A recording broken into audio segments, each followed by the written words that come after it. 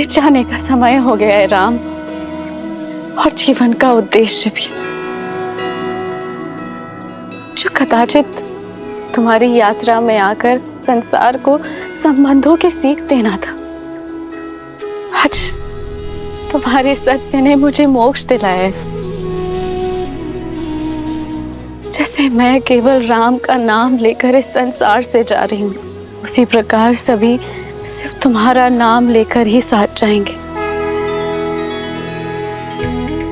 राम नाम सत्य है।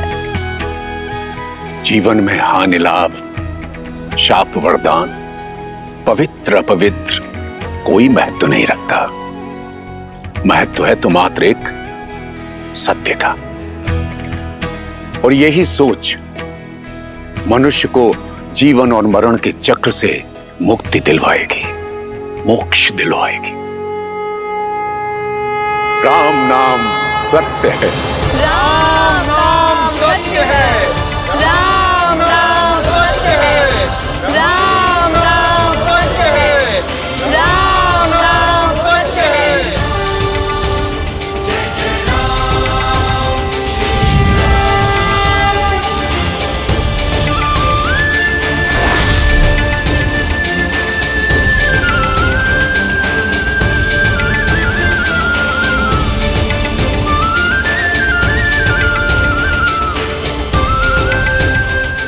अद्भुत। राम नाम सत्य है।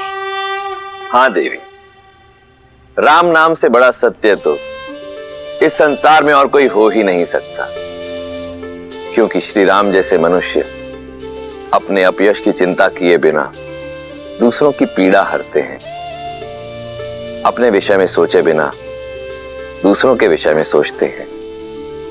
अब ऐसे मनुष्यों के जीवन का मार्ग तो सत्य से ही परिपूर्ण होगा। वहीं दूसरी ओर रावण जैसे लोगों के लिए उनके व्यक्तिगत लाभ, उनके अभिमान, उनके यश से बढ़कर और कुछ नहीं होता। और यही कारण था कि रावण सीता के स्वयंवर में जाने के लिए सज्ज हुआ।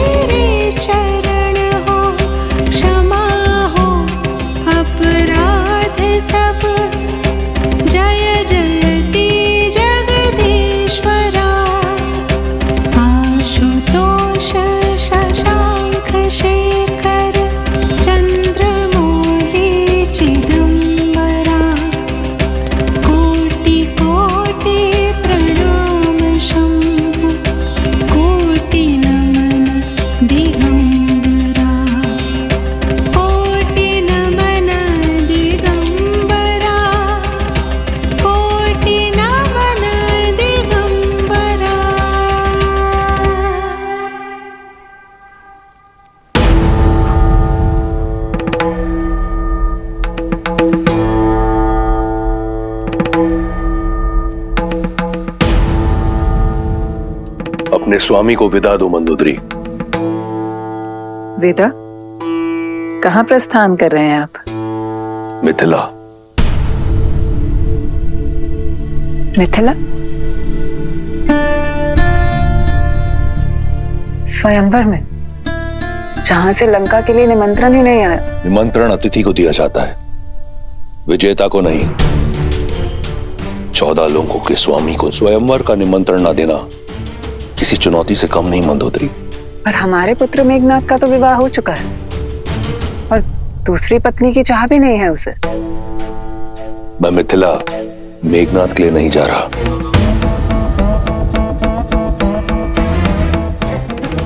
तो फिर तो ये चुनौती सम्मान का नहीं, उपहास का कारण बनेगी रक्षराज। आपकी आयु तो जनक से भी अधिक है। निसंदेह, परंतु ना मैं जनक हूं और ना सीता का पिता, और आयु उन्हीं की बढ़ती है जो स्वयं को वृद्ध माने। इतने वर्षों पश्चात मेरा प्रेम, मेरी सेवा आपके लिए कम पड़ गई। मंदोदरी, तुम मेरे लिए वो अमूल्य रत्न हो जिसका तेज, जिसकी चमक कभी मंद नहीं होगी। तुम सदैव मेरी पटरानी रहोगी। फिर जनक पुत्री क्यों? मैं मिथिला केवल जानकी के लिए नहीं, महान शिव धनुष पिनाक के लिए जा रहा हूं। उसका वहां मिथिला में रहना चुभता है मुझे। जब महादेव का परम भक्त यहां लंका में है, तो उनका पावन धनुष वहां मिथिला में क्यों? मैं उसे यहां लेकर आऊंगा, अपनी भक्ति के प्रसाद के रूप में। और यदि जानकी मेरी वीरता का पुरस्कार बनकर यहां आती है, तो इसमें क्या बुराई है? जो आप करने जा रहे हैं वो अनुचित है लंकेश।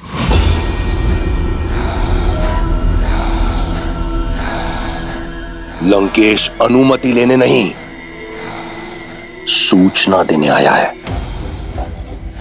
दशानन की नई रानी के स्वागत की तैयारी करो।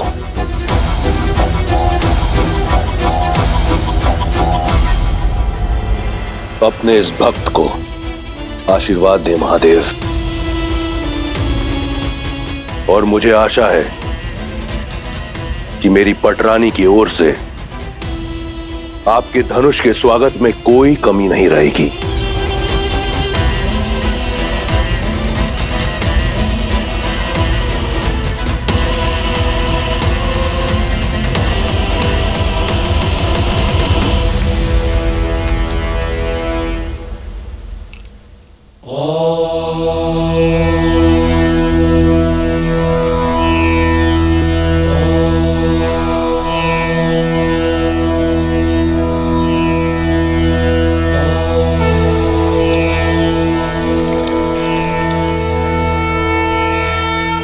गुरु सदानंद के मन की व्यथा शांत करना महादेव। दीदी, दीदी सुनो। मैं पूजा कर रही हूँ उर्मिला। दीदी, आचार्य सदानंद गौतम ऋषि के आश्रम से लौट आए। कहाँ है वो? दशरथ नंदन भी आए उनके साथ? वो तो पता नहीं, कदाचित साथ हो। गुरुदेव तो आते ही राजसभा में चले गए थे पिताश्री से भेंट करने के लिए।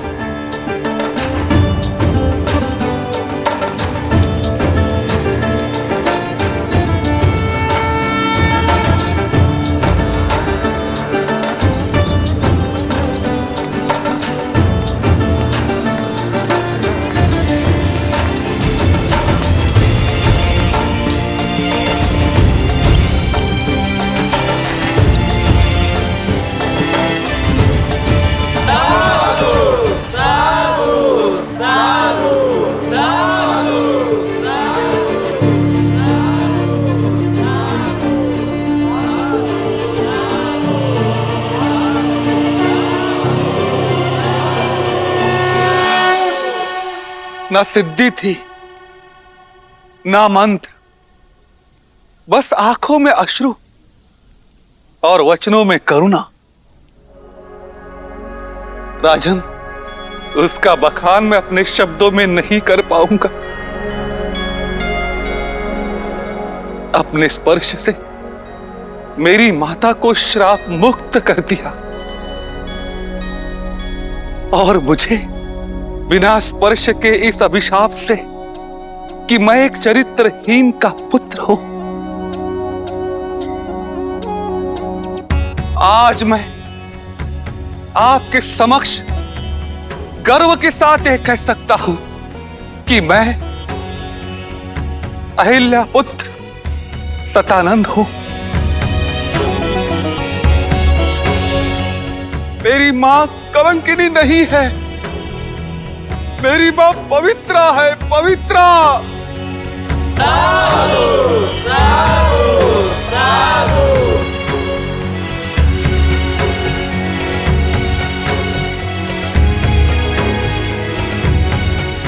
पुत्री सीता, तुमने उचित कहा था, महादेव ने मार्ग दे दिया। अब तुम्हारे इस गुरु को शांति की खोज के लिए कहीं और जाने की कोई आवश्यकता नहीं। इस समस्त संसार में वस्तु, संपत्ति, शक्ति का कोई मोल नहीं है। मोल है तो केवल राम नाम का। राम नाम सत्य है, राम नाम सत्य है, राम नाम ही सत्य है, राम नाम ही सत्य है, राम नाम ही सत्य है, राम नाम ही सत्य है। गुरुवर, ऐसे धीर के तो हम भी दर्शन करना चाहेंगे। ऋषि विश्वामित्र मिथिला के इतने निकट हैं, तो आप उन्हें न्योता देते ताकि हम उनकी सेवा कर पाते, और सेवा के साथ साथ हमें दशरथ नंदन के भी दर्शन हो जाते।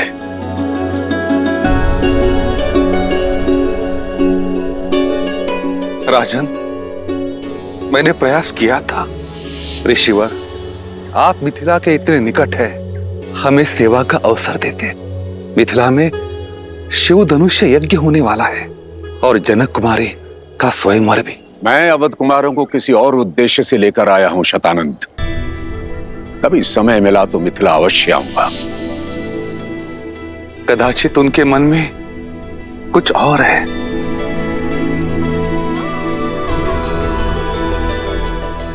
जैसी महादेव की नियति। यदि महादेव चाहेंगे तो ऋषि विश्वामित्र भी हमें दर्शन देंगे, और दशरथ नंदन राम भी। अवश्य महाराज। ये क्या? विश्वामित्र तो ब्रह्म ऋषि हैं। वे जानते हैं कि सीता केवल राम की ही होनी है। फिर विश्वामित्र ने मिथिला जाना अस्वीकार क्यों कर दिया? कदाचित इसलिए क्योंकि वो ब्रह्म ऋषि हैं। कदाचित इसलिए कि वह उस क्षण की प्रतीक्षा कर रहे थे जब यह निर्विवाद रूप से सिद्ध हो जाए कि श्री राम से श्रेष्ठ और कोई नहीं। कदाचित इसलिए भी क्योंकि अभी किसी और के मिथिला पहुंचने का समय हुआ है।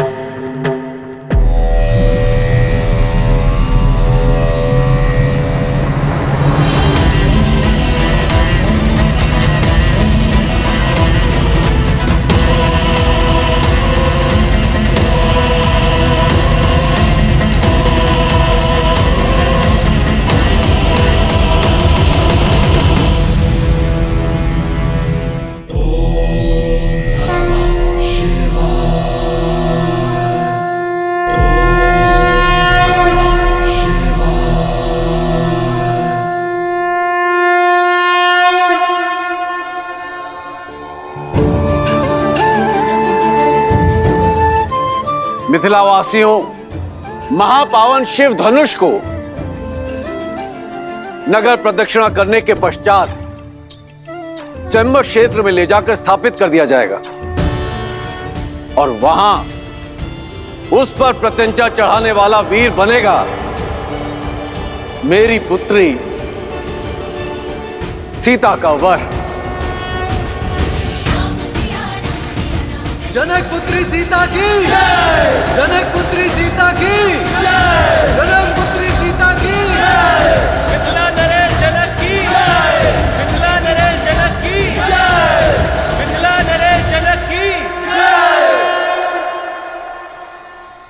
अधिक सोचिए मत दीदी, ये धनुष दशरथ नंदन राम के अतिरिक्त कोई नहीं उठाने वाला।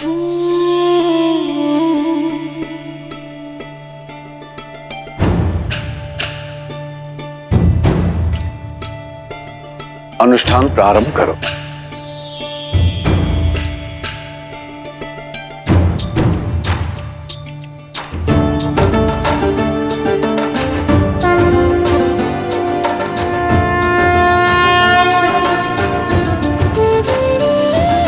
ओम नमः शिवाय।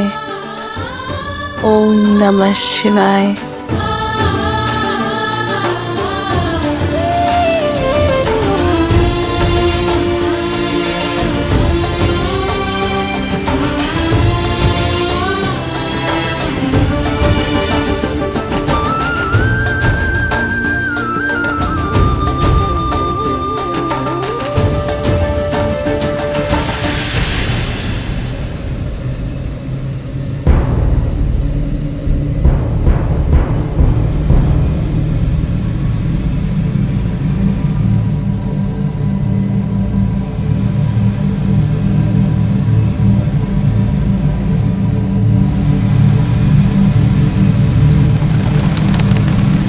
पुष्प विमान अर्थात रावण यहाँ आया। रावण, दशानन, दुष्ट राक्षसों का राजा यहाँ?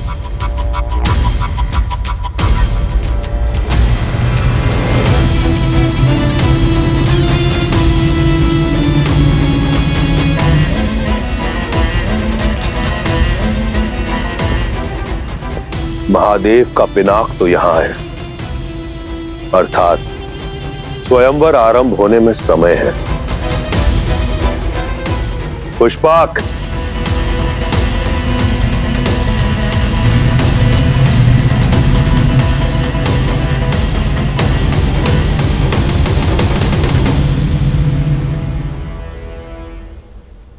आर्य, बिना निमंत्रण रावण का यहाँ आना, क्या उद्देश्य हो सकता है उनका?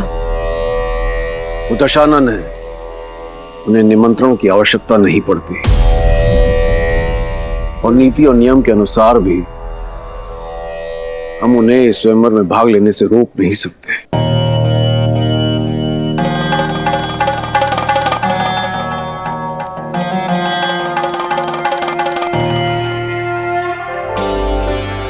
मुझे पूरा विश्वास है आप मेरे लिए जो भी करेंगे शुभ ही होगा।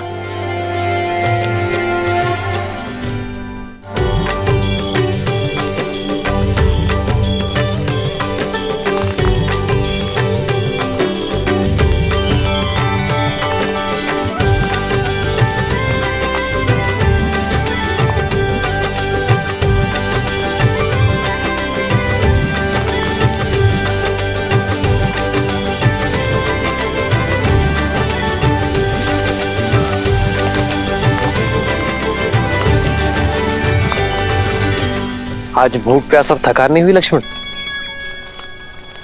गुरु और कहा ले जा रहे इसकी शंका तो नहीं है तुम्हें? आज मैं शंकित नहीं हूं भाई, अपितु दृढ़ता से तत्पर हूं, क्योंकि मैं जान चुका हूं कि गुरुदेव हमें जहां भी ले जा रहे होंगे किसी कारण से ही ले जा रहे होंगे।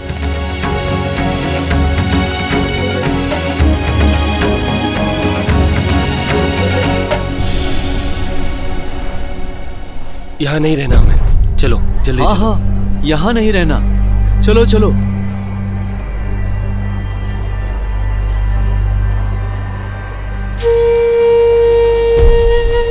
भैया सुनिए, आप सभी इतने चिंतित और भयभीत होकर जा कहाँ रहे? मत पूछो, बस यहाँ नहीं रहना हमें, जाने दो हमें, नरक है ये स्थान। परंतु मित्र, इतने सुंदर स्थान में समस्या क्या है? ये स्थान शापित है, हमें हमारे भाग्य पर छोड़ दो युवक।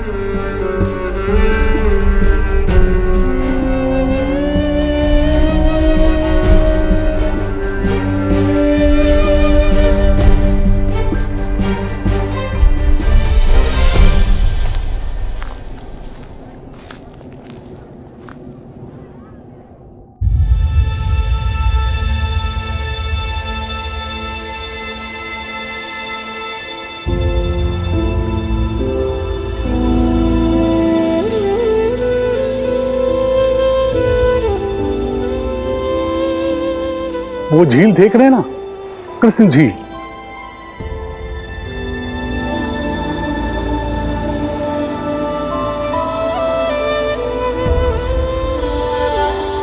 अचानक वहां से जल का वेग आता है और बाढ़ आ जाती है। कुछ ही पलों में हमारे खेत घर सब बहा ले जाती है। अब तक जैसे तैसे हमने पुरखों की जमीन खेत को बचा कर रखा, पर अब साहस टूट चुका है।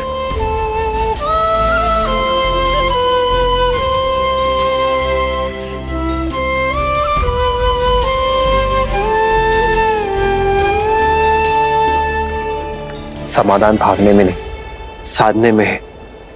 प्रयास किए, पर कोई भी इस बाढ़ को नहीं रोक पाया। जिसने भी प्रयास किया वो मारा गया। राक्षस शंखचूड़, उसकी पत्नी देवी तुलसी और नारायण की कथा तो सुनी है ना। वो झील साधारण नहीं है, देवी तुलसी के मन की पीड़ा से भरी हुई है। नारायण ने शंखचूड़ के छल से प्राण ले लिए और देवी तुलसी ने उसी पीड़ा में उन्हें शालिग्राम बनने का शाप दे दिया।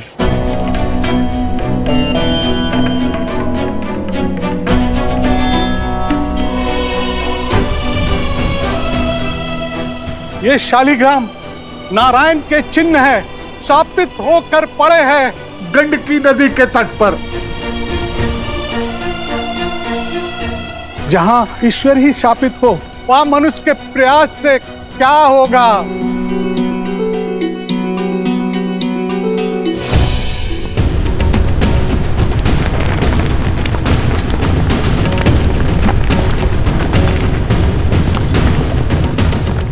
भागो भागो, सब लोग वहां से भागो, शीघ्र ऊंचे स्थान पर जाओ। आओ चलो, इधर आओ, इधर आओ, निकलो।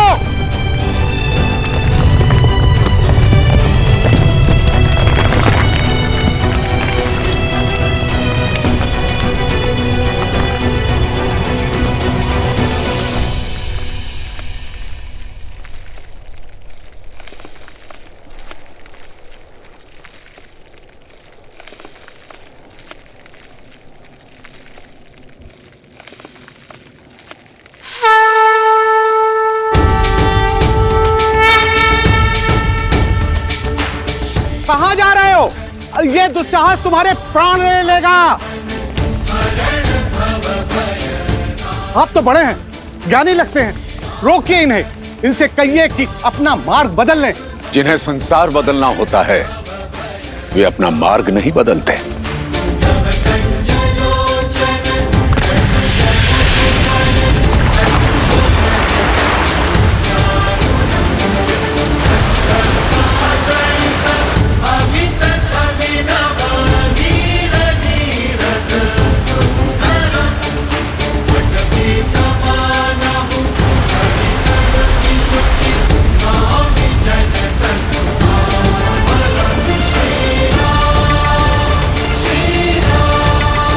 हे महादेव, रक्षा करो।